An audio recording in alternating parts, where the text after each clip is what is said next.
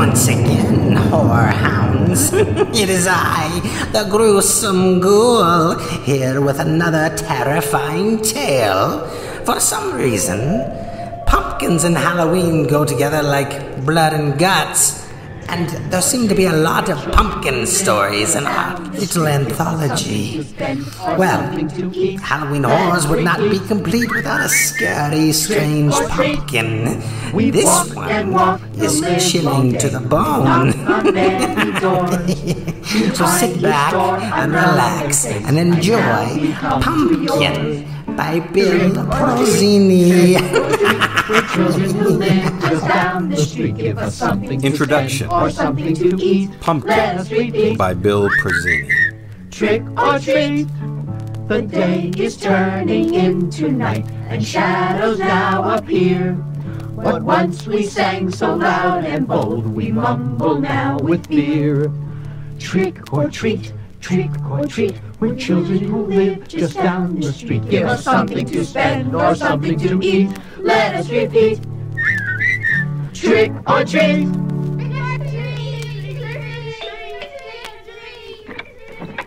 Pumpkin by Bill Prozini. The pumpkin, the strange pumpkin, came into Amanda Sutter's life on a day in late September. She had spent most of that morning and early afternoon shopping in Half Moon Bay, and it was almost 2 o'clock when she pointed the old Dodge pickup south on Highway 1. She watched for the sign as she always did, finally saw it begin to grow in the distance until she could read first the bright orange letters that said Sutter Pumpkin Farm, and then the smaller black letters underneath. The biggest, the tastiest, the best. First prize winner, Half Moon Bay Pumpkin Festival, 1976. Amanda smiled as she turned past the sign onto the farm's unpaved access road. The wording had been Harley's idea, which had surprised some people who didn't know him very well. Harley was a quiet, reserved man, too reserved sometimes. She was forever trying to get him to let his hair down a little, and he never bragged. As far as he was concerned, though, the sign was simply a statement of fact. Well, our pumpkins are the biggest, the tastiest, the best, he'd said when one of their neighbors asked him about it. And we did win first prize in 76. If the sign said anything else, it'd be a lie. That was Harley for you in a nutshell. The road climbed up a bare-backed hill, and when she reached the crest, Amanda stopped the pickup to admire the view. She never tired of it, especially at this time of year and on this sort of crisp, clear day. The white farm buildings lay in a little pocket directly below, with the field stretching out on 3 sides and the ocean vast and empty beyond. The pumpkins were ripe now, the same bright orange as the lettering on the sign, Connecticut field for the most part, with a single parcel devoted to small sugar, hundreds of them dotting the brown and green earth like a bonanza of huge gold nuggets gleaming in the afternoon sun. The sun glare was caught on the roughly blue surface of the Pacific, too, so that it likewise carried a sheen of orange gold. She sat for a time, watching the Mexican laborers Harley had hired to harvest the pumpkins, to first cut their stems, and then, once they had had their 2 to 3 weeks of curing in the fields, load the bulk of the crop onto produce trucks for shipment to San Francisco and San Jose. It wouldn't be long now before Halloween, and on the weekend preceding it, the annual Pumpkin Festival. The festival attracted thousands of people from all over the Bay Area and was the year's big doings in Half Moon Bay. There was a parade featuring the high school band and kids dressed up in Halloween costumes. There were booths selling crafts, whole pumpkins and pumpkin delicacies, pies and cookies, soups and breads, and on Sunday, the competition between growers in the area for the season's largest exhibition pumpkin was held.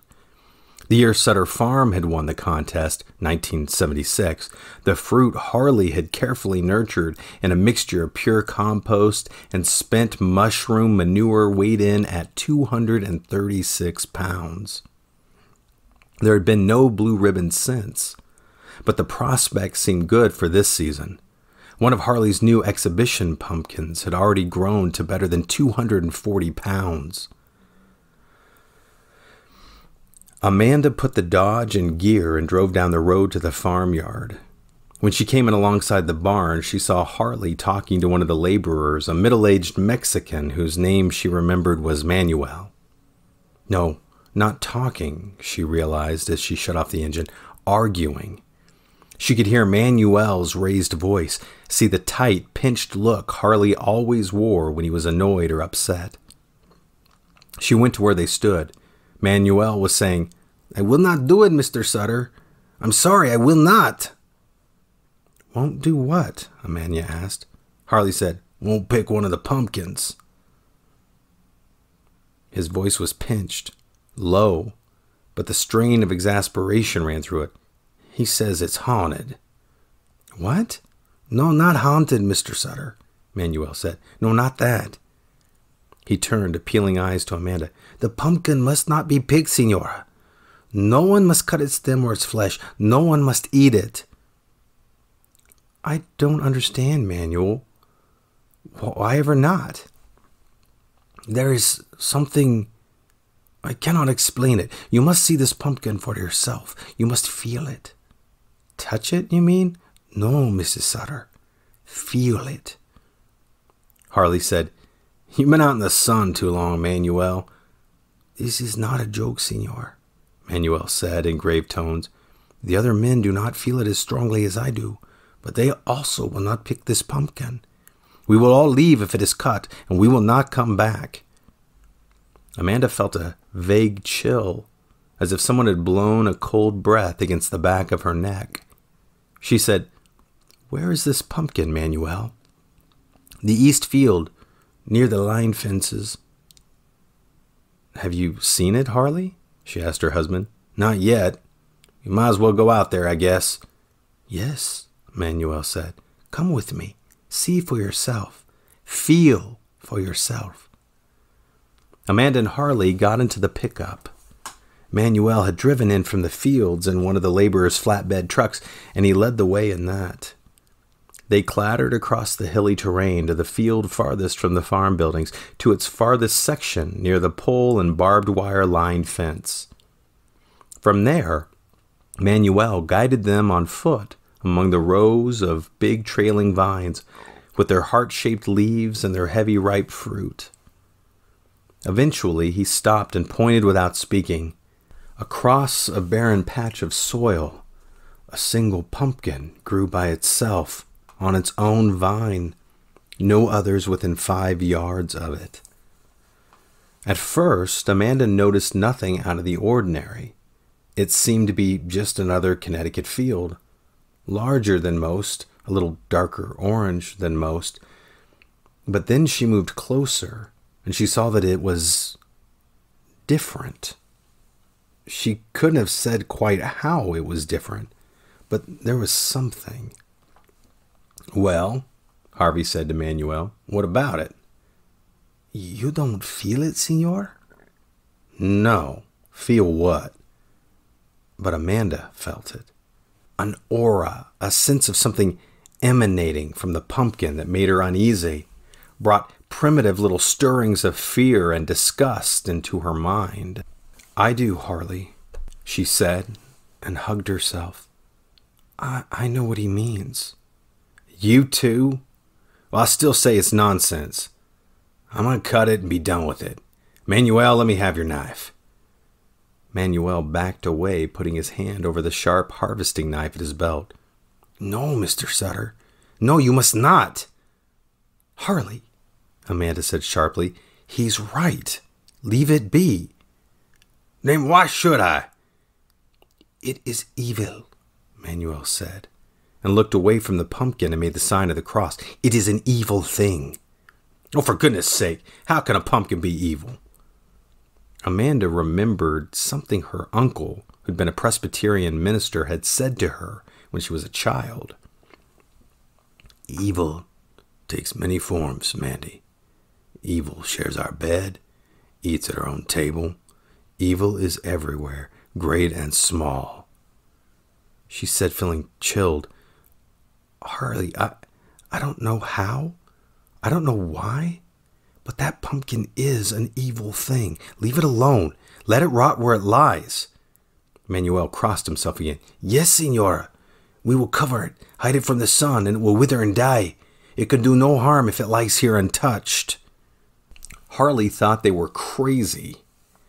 That was plain enough. But let them have their way. He sat in the truck while Manuel went to get a piece of milky plastic rain sheeting and 2 other men to help him. Amanda stood near the front fender and watched the men cover the pumpkin, anchor the sheeting with wooden stakes and chunks of rock until they were finished. Harley had little to say during supper that night, and soon afterward he went out to his workshop in the barn. He was annoyed at what he called her foolishness, and Amanda couldn't really blame him. The incident with the pumpkin had already taken on a kind of surreal quality in her memory, so that she had begun to think that maybe she and Manuel and the other workers were a pack of superstitious fools. She went out to sit on the porch, bundled up in her heavy wool sweater as night came down and blacked out the last of the sunset colors over the ocean. An evil pumpkin, she thought. Good Lord, it was ridiculous. A Halloween joke. A sly fantasy tale for children like those that her father used to tell of ghosts and goblins, witches and warlocks, things that go bump in the dark Halloween night.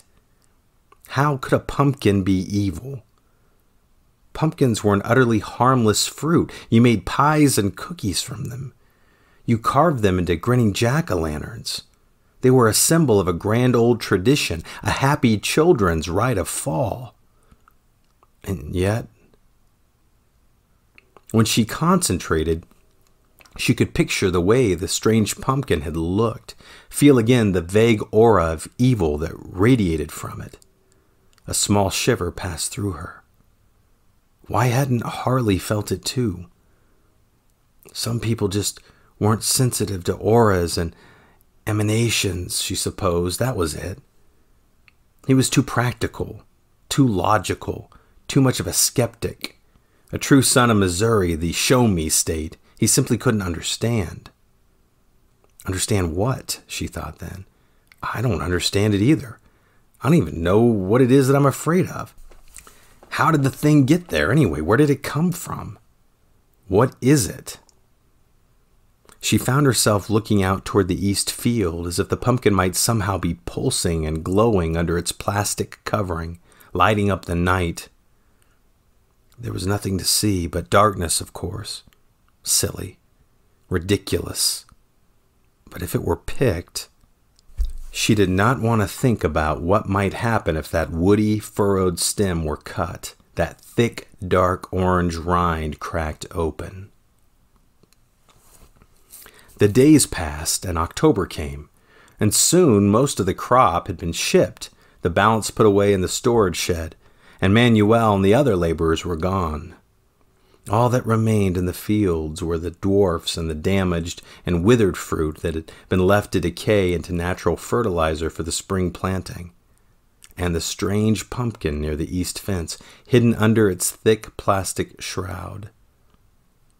Amanda was too busy, as always at harvest time, to think much about the pumpkin, but she did go up there twice, once with Harley and once alone. The first time, Harley wanted to take off the sheeting and look at the thing. She wouldn't let him. The second time, alone, she had stood in a cold sea wind and felt again the emanation of evil, the responsive stirrings of terror and disgust.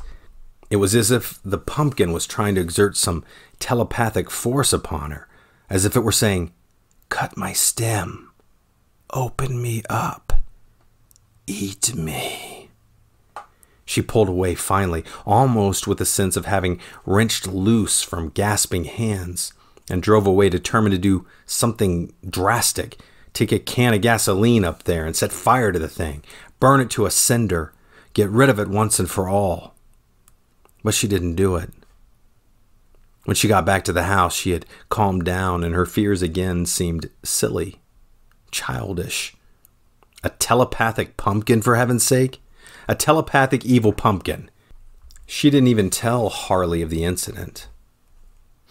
More days passed. Most of October fell away like dry leaves, and the weekend before Halloween arrived, the weekend of the Pumpkin Festival. The crowds were thick on both Saturday and Sunday. Amanda, working the traditional Sutter Farm booth, sold dozens of pumpkins, mainly to families with children who wanted them for Halloween jack-o'-lanterns. She enjoyed herself the first day, but not the second. Harley entered his prize exhibition pumpkin in the annual contest. It had weighed out finally at 248 pounds and fully expected to win his long-awaited second blue ribbon, and didn't. Aaron Douglas, who owned a farm up near Princeton, won first prize with a 260-pound Connecticut Field Giant. Harley took the loss hard. He wouldn't eat his supper Sunday night and moped around on Monday and Halloween Tuesday, spending most of both days at the stand they always set up near Highway 1 to catch any last-minute shoppers. There were several this year. Everyone, it seemed, wanted a nice fat pumpkin for Halloween. All Hallows Eve. Amanda stood at the kitchen window, looking out toward the fields. It was just after 5 o'clock, with night settling rapidly. A low, wispy fog had come in off the Pacific and was curling around the outbuildings, hiding most of the land beyond. She could barely see the barn where Harley had gone to his woodshop. She wished he would come back, even if he was still broody over the results of the contest. It was quiet here in the house. A little too quiet to suit her, and she felt oddly restless. Behind her on the stove, hard cider flavored with cinnamon bubbled in a big iron pot. Harley loved hot cider at this time of year. He'd had 3 cups before going out, and it had flushed his face, put a faint slur in his voice. He never had been much of a drinking man, but she didn't mind. Alcohol loosened him up a bit, stripped away some of his reserve. Usually it made him laugh too, but not tonight. The fog seemed to be thickening. The lights in the barn had been reduced to smeary yellow blobs on the gray backdrop. A fine night for Halloween, she thought, and she smiled a wistful smile as a pang of nostalgia seized her. Halloween had been a special night when she was a child, a night of exciting ritual. First, the carving of the jack-o'-lantern. Oh, how she'd loved that. Her father always brought home the biggest, roundest pumpkin he could find, and they would scoop it out together, cut out its eyes and nose and jagged, gap-toothed grin, and light the candle inside, and then set it grinning and glowing on the porch for all the neighbors to see. Then the dressing up in the costume her mother had made for her, a witch with a blacked-out front tooth and a tall crowned hat, an old broom tucked under one arm, a ghost dressed in a sewn white sheet, her face smeared with cold cream, a lady pirate in a crimson tunic and an eye patch, carrying a wooden sword covered in tin foil.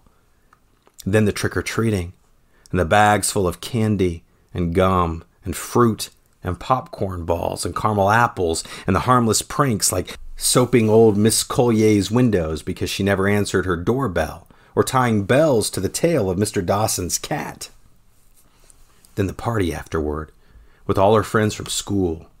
Cake with Halloween icing and pumpkin pie, blindfold games and bobbing for apples. And afterward, with the lights turned out and the curtains open so they could see the jack-o'-lantern grinning and glowing on the porch, the ghost and goblin stories, and the delicious thrill of terror when her father described the fearful things that prowled and hunted on Hallows Eve. Amanda's smile faded as she remembered that part of the ritual. Her father telling her that Halloween had originated among the ancient Druids who believed that on this night legions of evil spirits were called forth by the Lord of the Dead, saying that the only way to ward them off was to light great fires, and even then, saying that on All Hallows Eve, according to the ancient beliefs, evil was at its strongest and most profound. Evil like that pumpkin out there? She shuddered involuntarily and tried to peer past the shimmery outlines of the barn. But the east field was invisible now, clamped inside the bony grasp of the fog. That pumpkin, she thought. I should have taken some gasoline out there and set fire to it. Exorcism by fire. Then she thought, come on, Mandy. That's superstitious nonsense, just like Harley says. The pumpkin is just a pumpkin. Nothing is going to happen here tonight. But it was so quiet. Abruptly, she turned from the window, went to the stove, and picked up her spoon, stirred the hot cider. If Harley didn't come back pretty soon, she'd put on her coat and go out to the workshop and fetch him. She just didn't like being here alone, not tonight of all nights. So quiet. The back door burst open. She had no warning. The door flew inward, the knob thudding into the kitchen wall, and she cried out the instant she saw him standing there. Harley, for God's sake, you have scared me to death. What's the idea of... Then she saw his face and what he held dripping in his hand. She screamed. He came toward her, and she tried to run, and he caught her and threw her to the floor, pinned her there with his weight. His face loomed above her, stained with stringy pulp and seeds, and she knew what the cider and his brooding had led him to do tonight, knew what was about to happen, even before the thing that had been Harley opened its goblin's mouth, and the words came out in a drooling litany of evil. You're next. You're next. You're next. The handful of dripping rind and pulp mashed against her mouth as she tried again to scream, forcing some of the bitter juice past her lips. She gagged, fought wildly for a few seconds, and then stopped struggling, lay still. She smiled up at him, a wet, dark, orange smile. Now there were two of them, the first two to sow the seeds for next year's Halloween harvest. Don't you just love stories with happy endings? The story was so transformative. Poor Amanda, I'm afraid, may never have a taste for fruits and vegetables again. Because that would be cannibalism, you see. Well, I hope that this tale was tingly and exciting, and I hope that you enjoyed it immensely. And now, I must bid you adieu. So stay in your beds tonight. Don't let your hands or your arms leave the covers, because you never know what might reach up to grab them. You may open your eyes and see Harley and Amanda. If you do, tell them the Gruesome Ghoul says hello.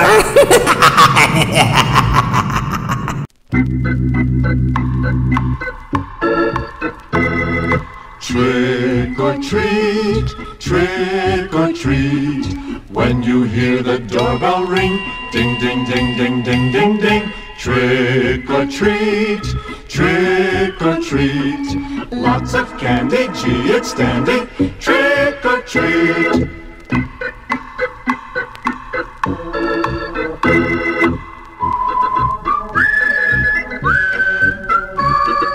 Painting up your cheeks and nose, dressing up in funny clothes.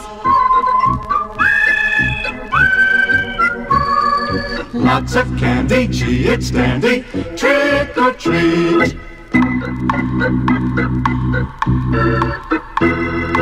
Dum dum dum, dum dum dum. Cinderella, Peter Pan, walking with a monster man. Dum dum dum, dum dum dum. Lots of candy, gee, it's dandy. Trick or treat.